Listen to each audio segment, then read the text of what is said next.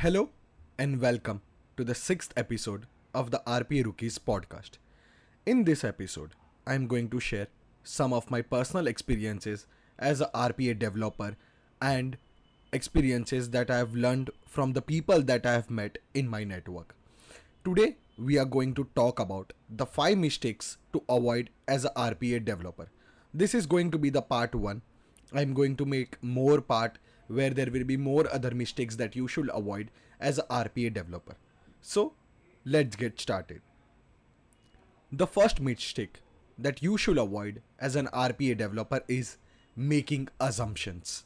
Many times I have seen developers making assumptions during the development when they find some information missing in the documentation or during discussion. This, in major of the cases, leads to a critical issue during UAT or during the testing phase. Therefore, a developer should avoid making any assumptions and should ask questions when some information is missing to avoid any other critical issues. Now, the second one is going to be not speaking up. Many developers that I have worked with or I know don't speak about the issues just because they are scared that their project manager, solution architect or team lead might think that they are incapable of doing some things. No, I don't believe that at all. But by not speaking, you keep your seniors in an impression that everything is good at your end and you are taking more time than required for a particular thing. So, speak up about your problems and the issues that you face. The third one is ignoring the documentation. Even though a developer is not involved during documentation, business analysts do that or solutions architect do that. But it is very important to read and understand every section of each of the documents, be it PDD, HDD, technical design, business requirement, etc. for the project. This will help you build your skills to understand technical documents. You can be put any time into such situations where you have to understand a document and explain to your teammates. So, you should not ignore documentation even though you are not involved in the phase when you create it. But yes, that's how you prepare yourself for future.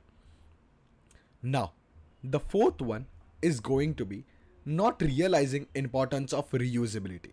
A very important mistake that every developer should avoid, be it any tool you are working on.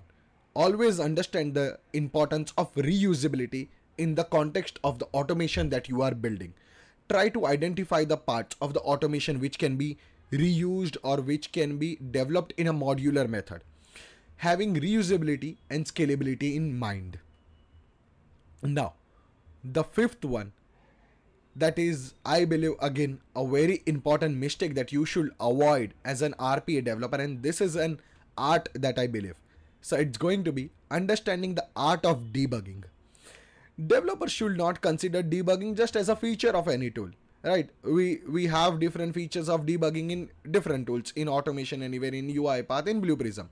But what I believe is, or what I have received advice from my seniors, from solution architects that I have worked with, that the way you debug a code says a lot about you as a developer. So for example, in context of UiPath we will talk right now.